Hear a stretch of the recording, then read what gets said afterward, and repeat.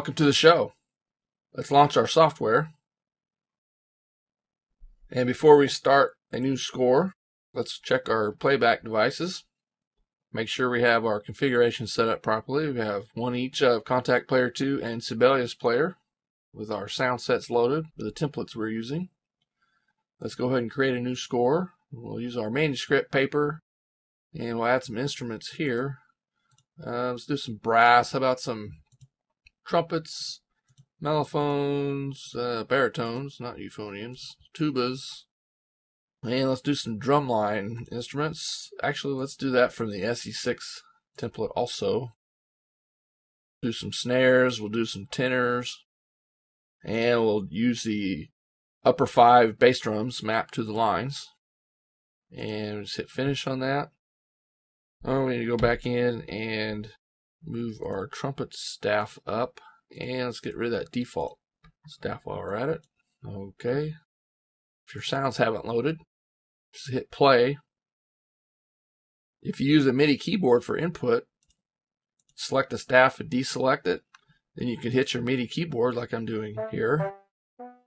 Do sort of a sound check. Do another staff here.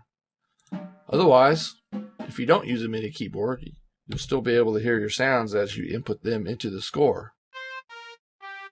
And with that, you're ready to start writing music. Now let's take a look at a few of the tools you have at your disposal.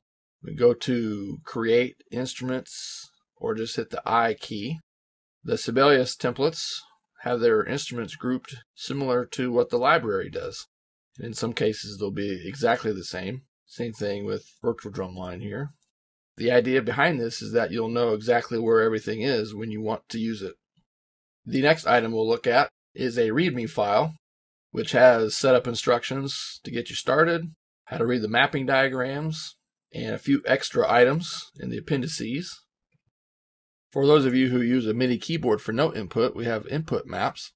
Click on the title, take you to the contents page where we have web style linking. And here's an example of our input variables within this document.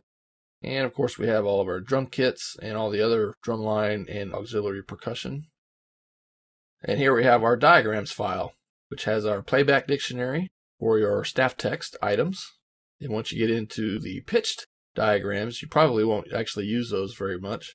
However, you can quickly get to the percussion diagrams. The bracketed notes here are your input variables. The README file explains what the yellow and orange highlights are for.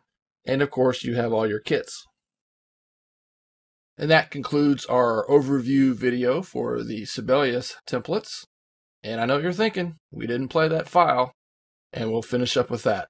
Thanks for watching.